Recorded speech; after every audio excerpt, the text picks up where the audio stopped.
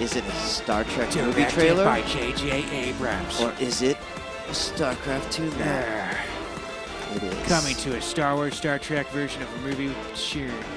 Now, you guys know Daybreak inside and out. I've seen it played in just about every single scenario that you can possibly imagine. Before we talk a little bit about what we might see in this matchup, though, let's introduce our players in the southwest position as the red Protoss. He only needs one game to close it out. It is Parting.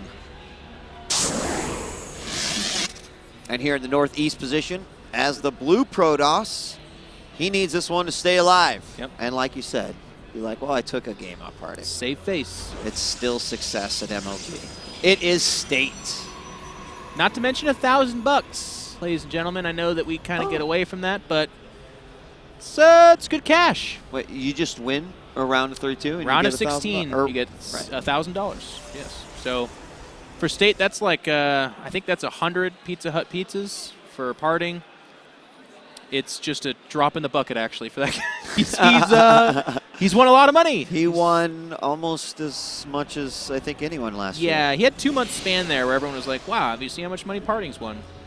And Party said, "Yes, I won a mountain of money." So you would like to add to that. We have 13 gates going down respectively across the board. Both players using up the chrono boost. One thing we didn't really talk about is actually another shift in PvP. Is that the chrono boost function is very different. In the past during Wings of Liberty, because of the strength of 4-gate, you really used 2 chrono boosts on your next eye, and then really after that you were chrono boosting either out units or your own warp gate upgrade so that you could actually potentially deflect a 4-gate attempt or some kind of early harass. But in PvP for Heart of the Swarm, that's not really the case. The Mama Core gives you that little extra added damage, or excuse me, defense is I guess the point I'm trying to make here.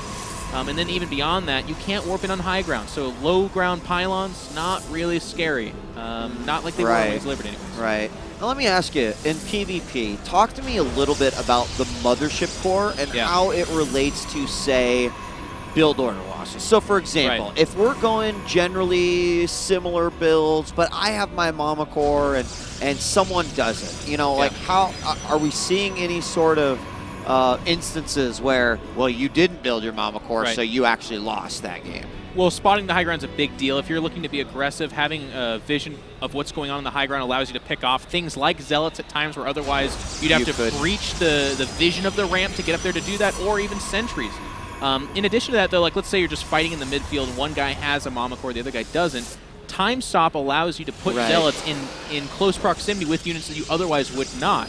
It acts as kind of a force field in that way. Of course, it's not a hard force field. It's more of like a soft one, if you will.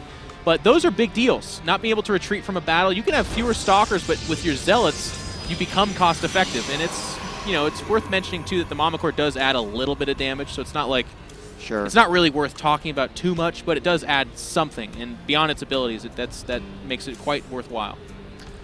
Well, right now, I mean, just taking a look at the survey of both players' bases, we've got 2 gases down on both sides. State did go a little bit longer with 2, and he got his second gas up a little bit later. As far as chrono boost is, as far as warp gate is concerned, about halfway on both sides. State is chrono boosting his out. Parting is throwing chrono boost down on those gateways, though. Parting drops a 1-gate expand. This is the Protoss equivalent of like a 16 hatch and ZVZ followed by gas and then double drone. This is really greedy. It dies to all kinds of aggression, which there's a lot of aggression in Heart of the Storm. Stalker Mama Core pushes are very, very common. But I think Parting's saying, you know what? I'm kind of hoping you're shell-shocked based upon our first 2 games. Like, you got put down hard because these 2 sentries in a Stalker, I mean, this is actually what State wants. This is the perfect opening for what State is doing with that Dark not the perfect opening. That's outrageous to say, but this is really good for State. That's the point I'm trying to make. And it is going down. He's got this pylon at the 3rd. The Nexus is up. And keep in mind, I thought the Robo was going on. Yeah, there it is. It's about ready to complete. So, you know what? That Nexus could take a few hits there. But with these 5 Stalkers... It's 5 Stalkers versus 3 Sentry and a Stalker. As long as State doesn't go up that ramp, he should at least get a cancel here. He doesn't have a Mama Core here, though, so to your point, we were just talking about this. In fact, that Mama Core has 100 energy, so look at this. Yep. Planetary Nexus. The force fields go down, a couple of quick hits. There is, of course, the Planetary Nexus. I love that name, by the way. Now the Stalkers do take some hits, and he has to choose how he's going to spend that energy. I think I think that's probably the right thing to do. So I mean, look at, he deflected it big time. I mean, he's got an Immortal out.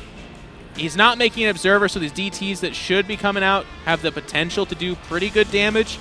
But then he just builds an Observer, and if he sees it out there, actually, there's the Observer anyways. He didn't even see the Dark Shrine. And he's already going to be safe against that, too. I mean, this is looking so bad for State again. Yeah, and we've got a probe on his side of the map, or at least gearing out towards that way. And he's going to go ahead and go out. Oh, no, not paying attention. A couple more shots on the rocks before that Immortal just completely rips through a couple of those Stalkers. Yeah. And, oh, that is just absolutely terrible. We have a parting in Parting's Mineral Line. It's a DT in Parting's Mineral Line. He notices it instantly because he is just so freaking good, man. It was the second they popped in there. He got 2 probes down or 3, and then they're out. And yeah, that's some nice damage, but the Stalker engagement in the middle of the map meant that all the damage that's being done is to some extent being equalized. I mean, if you look at that income tab, they're actually dead even in probes, which is not good because the army of Parting is significantly better. And right. I'll tell you what, there's a wash going on here as well because Twilight Council versus Robo, neither are Stargates, and I mean, they're kind of even that way, but you'd give the slight advantage to the Robo because those Immortals do help in terms of killing Stalkers, which could be the anti-air for the coming Void Rays that are like 5 minutes down the road. There's the Stargate, yeah. Yep, it goes up, and I do like this transition really well, and if we're going to see something similar than what we... Oh, wow, we got double Stargate going down. Yeah. And that'll be pretty rough, I think, for State right now. I mean, he did off of the Twilight Council get... No, So he started Blink before that battle, but then canceled it. I hadn't realized that, so yeah. But Blink's not good, by the way. Yeah. He's going to be making Blink Stalkers against Immortal Void Ray, which is like, I don't know, it's like covering yourself in mashed potatoes getting ready for a big battle. Like, this will not help you. That's got my analogy. Negative 12 armor class. It's great. Smells delicious, though. Yeah, you can eat it, too. And actually, as I say that, it is going to be Phoenix off the double Stargate. But my point doesn't get too far away. Like, Phoenix don't do the straight-up damage to Stalkers, but double Stargate Phoenix is still going to have...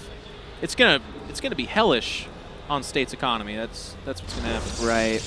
And, I mean, he's going to... I don't know. It seems like he's going to be in a position, too, where... You know, all of his forces are really spread out. He's got these Stalkers moving forward, you know, off of a bad warp-in. That suddenly makes that even more. I mean, his army is literally scattered all around. And, you know, he's checking around. If Parting can just remain defensive, then those Phoenixes, gosh, there they go, moving out right now. 4 of them getting ready. Well, if those Phoenix can end up at the mineral line and use up the Graviton Beam over there, this is a weird opportunity for State. But look at this. I mean, could you have... Nice. Oh, well. Nice. Good, smart thinking right there. It was, you know, at the cost, unfortunately, of all that energy. Yeah, and he's still going to be able to take it out. He did save the sentries, which undoubtedly would have been lifted and killed. But now, of course, we're going to see the probes. And, oh, yeah, over at the natural, absolutely nothing. You didn't miss anything. Those Immortals say no entry here. Phoenix doing some light economic harass. They do die, or 2 of them die, excuse me, I think. Yeah, I think he loses 2. But State's now making his own Phoenix off of a single Stargate.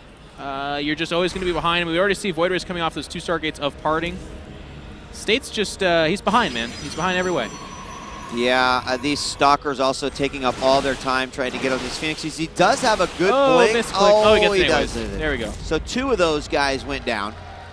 Oh, excuse me. State still, he has this probe that's just kind of chilling inside the natural Parting.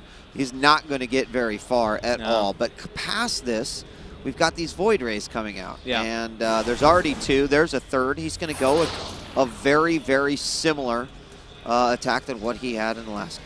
And I'll tell you, State's just kind of playing this weird. He's adding his own Phoenix. He went Templar Archives. Like, the Templar Archives makes sense if you're facing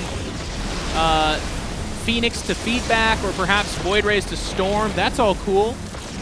I mean, maybe he still ends up at Storm for those Void Rays, but without his own Void Rays to make the difference, I don't know that Storm Phoenix is the right choice, but I think that's what we're seeing anyways. Yeah, I mean, I just fear 114 supply for Parting, 90 for State. We are going to have a group of stalkers move in here, but it's there's just no army. It doesn't matter. No. I mean, it's just forget about it and then head over. Now, these 4 Phoenixes are revealed, but really, there's already 4 Phoenix for parting. Yeah, and 4 Void Rays. Yeah. So, I mean, it's just over right now. yeah, it is. It is. He's got nothing in his favor. He's got stalkers in the background that are kind of out of place. Void Rays and Phoenix are chopping through this army, but that doesn't even really matter. There's 4 intact Void Rays. There's the GG. And GG. And that is, I mean, unfortunately for State, I think that's the most one-sided match I've probably ever seen.